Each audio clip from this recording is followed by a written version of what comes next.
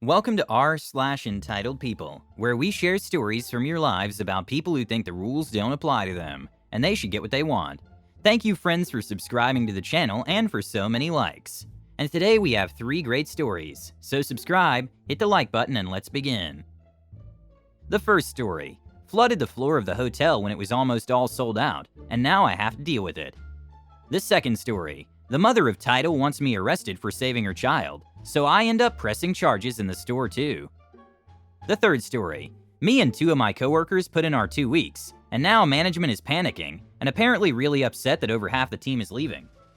The first story is the sold out Saturday when I closed the hotel. This happened late July 2018 at my last hotel, a generally sleepy little suburban full-service branded franchise hotel. I was nominally director of rooms at the hotel, but I spent more time working as an FD agent and night auditor at this place than I ever have since becoming a manager.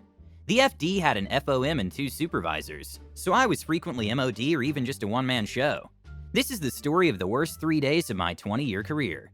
It all started on a Saturday. It had been my day off, so the wife and I had driven out to the coast, had lunch at a new place, and generally just a great time. Then my phone rang. Caller ID said it was my FOM calling me.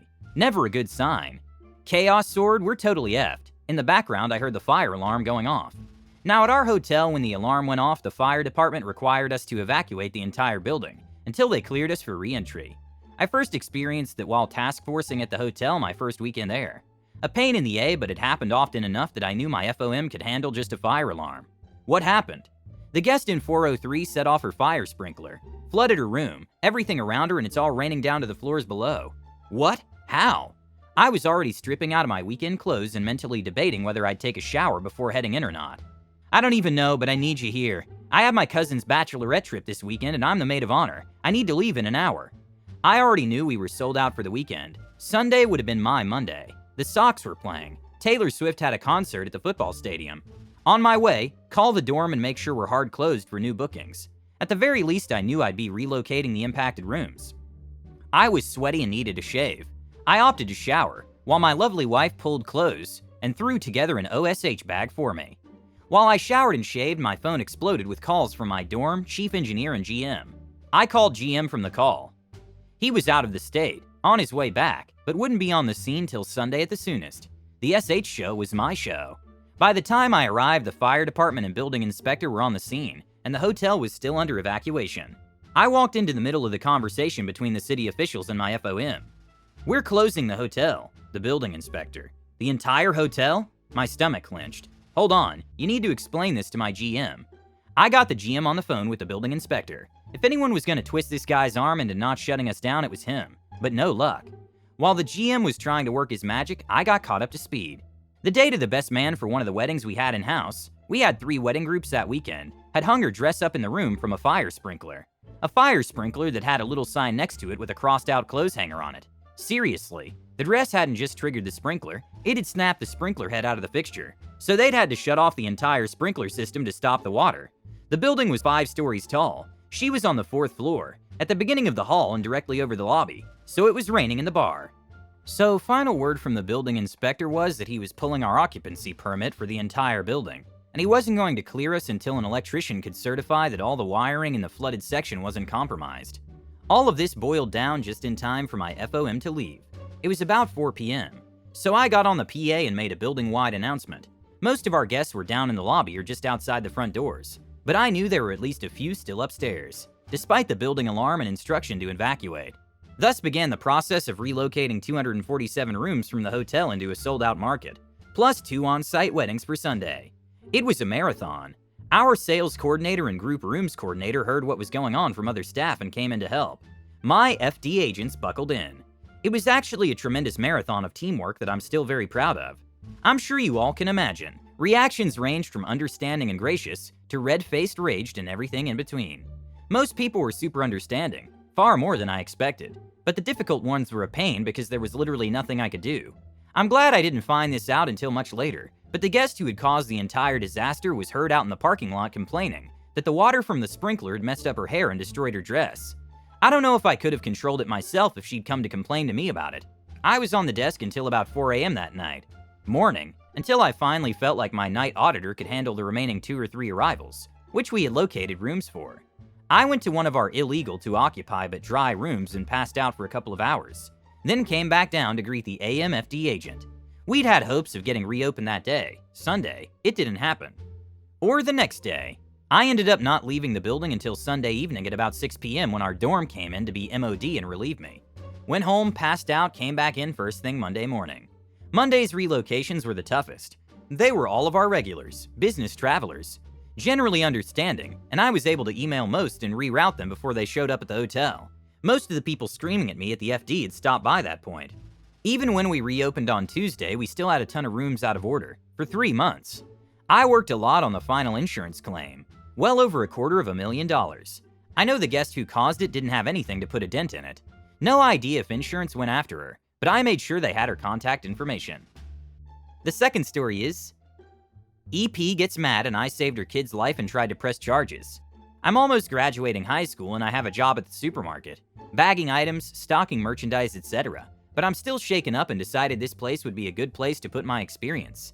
This day it was pretty rainy, so there were barely any people in the store, and I was fixing any products that were out of order. I was just chilling since there was barely anything to do. QEP and EK come strolling into the store, and I don't pay mind to the woman because she has that "can I speak to the manager" haircut. I'm already kinda wary of this woman, so I try to mind my own business and do my job. She sees me and rolls her eyes, muttering something about lazy teenagers even though I have a job. But whatever, and she asks me rudely without a please or anything where the drinks are. I tell her which aisle and she loudly exclaims, "Excuse me, are you gonna take me there or what? Take me there now or I'll speak to the manager. This is why you get paid." I only nod and don't say anything, so I take her to where the drinks are and she doesn't say thanks or anything, only scoffs and pushes me away. So I'm fixing some stuff that fell onto the floor, not too far away, and I see EK climbing onto the ledge where the drinks are. "Excuse me, we just mopped the floor so it's slippery and plus your son can't be climbing that. It can fall or he can get hurt." I say this as politely as possible and I don't want to get in trouble because of some kid. You know, applying to colleges and a record won't do me any good. She gives me a nasty glare and snaps, "Don't tell me how to raise my child. Mind your own effing business." Her kid is still climbing the ledge part where the alcohol is, and I'm getting more anxious just looking at this kid. So while the mom is busy, I go to him and ask, "Hey, can you please get off? You can get hurt." He starts screaming for his mother and she comes running like a mad bull. She asks him if he's okay and if I hurt him, and he tells her she's not letting me play. She starts yelling at me and insulting me, calling me stupid and whatnot. She threatens me that she knows the manager and she'll get me fired. She tells me to F off and continues to shop for wine while her kid is climbing on that ledge. And I get this bad feeling when I see him jump down hard and everything starts to shake. I run and tackle this kid to the ground to push him out of the way. Then right at that moment, the whole drinks fall onto the ground. There's red everywhere since it was part of the wine aisle and I see myself badly cut. The kid is crying, probably because I pushed him, and the mom comes running and she starts shrieking like a banshee. This stupid teenager tried to hurt my son, and I told her that I literally saved her son's life, since he could have been crushed or hurt badly by the glass. My thigh is hurting since it got cut and she grabs my arm, digging her nails into my arm. "You're not going anywhere." I'm pressing charges and calling the police. I think I want to cry because I'm injured, and she has a strong grip on my arm. The police arrive and I'm literally about to be escorted, as the EP watches me smugly when the manager comes running. I explain everything to him since he's known me since elementary and I'm not an evil. He tells me he has everything on camera and I almost cry in relief.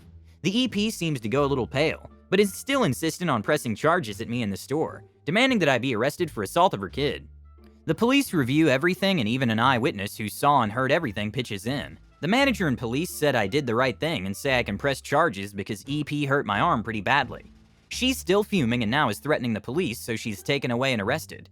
The kid is picked up by whom I presume is his dad, and I'm taken to the hospital to treat the wound in my leg. If I'm badly hurt from a few shards of glass, I can't imagine what would have happened if the kid was still there climbing. I don't think I could forgive myself if I had let him get hurt. Edit. Also, to those asking if I'm pressing charges, yes. First, she hurt me pretty bad. Her grasp left some marks and a bruise, and the manager is pressing charges too because she left over $5,000 in damages by breaking a lot of expensive alcohol. And the last story is, me and my 2 coworkers put in our 2 weeks. Now management is panicking. I work at a fairly large retail store in the east and southeast of the US that brags about having exclusive and expensive brands. I've been there for over a year. My coworker, who I'll call F, had been there a few months, and my second worker, S, had been there for less than 2 months. We work in customer service. This department also takes care of fulfilling online orders for the whole store, handling store supplies, gift wrapping, returns, etc. When I started last year, it was an enjoyable job as I genuinely liked helping problem solve and loved learning to professionally gift wrap. I also loved making sure all tasks were completed for the day. Of course, there were some management issues, but I didn't let it faze me much. Until we got a new store manager. Our previous one had transferred, and everyone was nervous if this new one would be a better fit. She started off really nice and kind. However, it became apparent pretty quickly that she cared about nothing but numbers. At night, we take half an hour to close registers, get everything sorted for associates to turn in their register money, because of course we have to help with that too, and do audits. She would dump last-minute orders on us in this time frame. I have strong recollection of her even doing this 5 minutes to close when I was the only one working. Even the other closing manager was appalled, but I really lost my respect for her when me and F were both working and were really sick. She had stomach issues and I had a migraine that was making me want to throw up. I explained to the store manager we were just trying to stay to help close, so to please treat us kindly. She responded sympathetically, then came out and printed another 20 orders for us to fill. The overworking only got worse from there. That's when me and F had decided we needed to leave. The amount of work expected of one or two of us was even starting to affect our health. It came to a head when I printed a document of all the work done, and how much I'd implemented in the department since I'd started, and my demands to stay. Then I sat with the store manager. She even agreed I had done all those things written and more for the department, but unfortunately they couldn't give me a substantial raise, and if I wanted more money I'd have to transfer to sales, where the associates pull in real money. That's when I was done. So me and F had started looking diligently for new jobs for the past few months.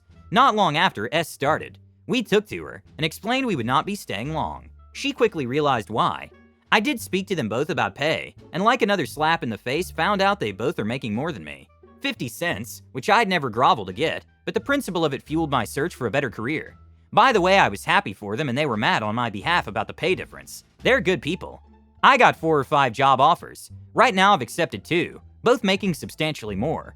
I'm working on training for one and waiting for the background check for the other. F has started training at her new job. F put in her 2 weeks last week and I followed a couple of days later. Apparently that didn't really do it for them just yet. But when they found S's letter of resignation today, they got really upset and mad. That means the department will be down to 2 associates, and the store secretary who will have to help in customer service again.